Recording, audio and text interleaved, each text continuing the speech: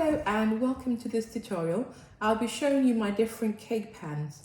Hopefully by the end of this video you'll learn about the different types of cake pans, and this will help you decide which one is best for you if you're thinking of buying a new cake pan. There are lots of different cake pans out there. Let's start with the metal ones. So the first thing that you might notice with metal pan is the colour. You have lighter coloured cake pans, like this one is a lighter coloured cake pan compared to a darker coloured cake pan. Personally, I prefer a lighter coloured cake pan. Lighter coloured cake pan like this one reflects heat more. So your cakes will cook slower in a lighter coloured cake pan compared to a darker coloured cake pan. And that's a good thing. You don't want your cakes to cook too quickly, otherwise you will have a lot of problems with doming, cracking, overcooked on the outside, undercooked on the inside. So that's why I prefer to get a lighter coloured pan. So if you're going to be baking sponge cakes, chocolate cakes and fruit cakes, you're better off buying a lighter coloured cake pan. Dark coloured cake pan, on the other hand, like this one, they absorb heat and they conduct heat better. So you're more likely to have your cake overcooked. But that doesn't mean you can't use a dark coloured cake pan to make a sponge cake. Because I compensate for the fact that my cake will cook quicker by turning down my oven dial, say about 10 to 15 degrees Celsius lower to compensate. So if you've only got a dark coloured pan, you can still use it, definitely. But if you're going to get a new one, then I would say go for a lighter colour. Now, the other thing that you'll notice is that it could be what I call a one piece. So this is a one piece and it's got a straight edge, one piece in one go. So again, I prefer to use this versus a spring foam.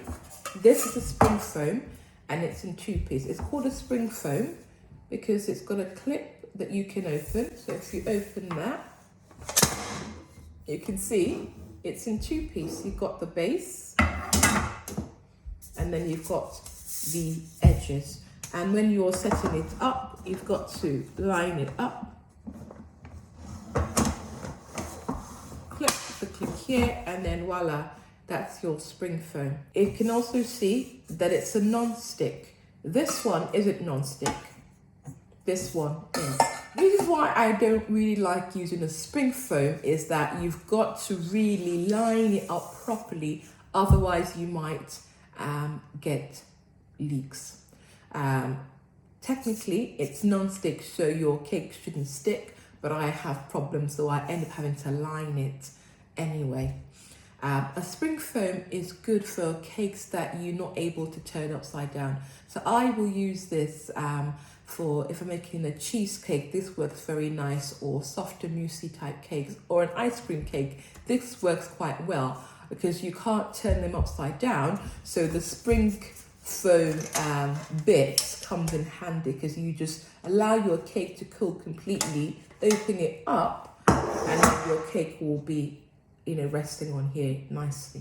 So it's a good thing to have for those types of cakes. But like I said, if I'm making a sponge cake, fruit cake, most of my other types of cakes, I stick with a one piece. Cake pans can also be made of silicone.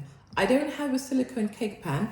I do have a silicone cupcake pan, and I also have a metal one, so the dark coloured metal cake pan. I have another one. This is a larger jumbo size cake pan. Let's talk a little bit about silicone cake pan. I'm not a fan. I don't like using it to make my sponge cake because I find that they are very flexible, so it's difficult when I'm putting it in the oven, it's bending, and I'm always terrified that I'm going to spill it. Technically, they are said to be better to take your cake out because they are flexible, but I don't find this quite useful. Also, silicone doesn't conduct heat well, so your cakes are not brown. My cakes are a little bit too light, and I just find that the results are not consistent. With my trusted pan, my favorite type of pan, I get the same results every single time.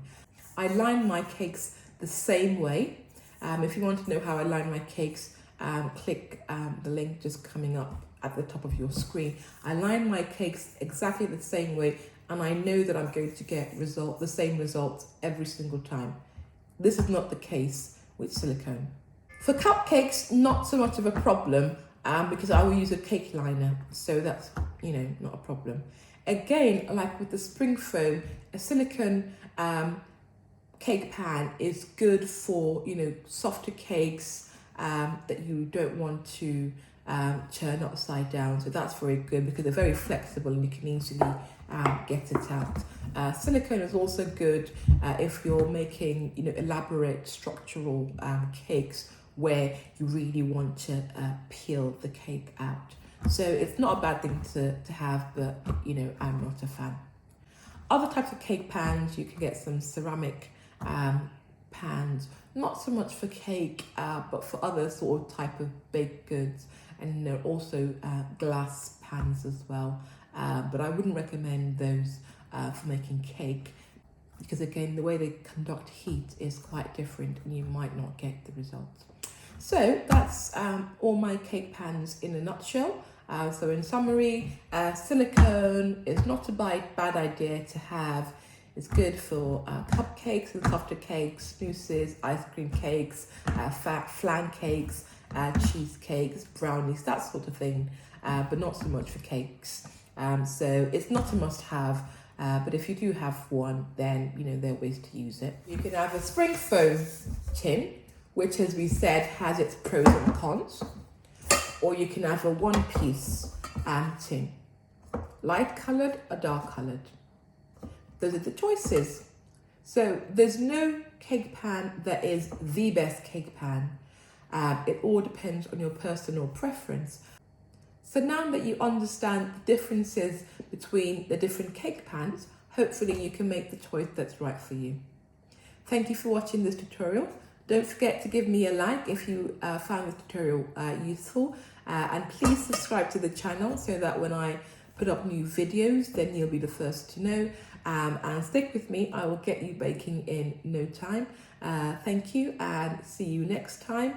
Don't forget, I'm very social, so you can find links to find me on Instagram, Facebook and Pinterest down in the comment section. And I also have a blog where I put lots of articles in more detail, so visit my blog as well. Thank you, see you next time.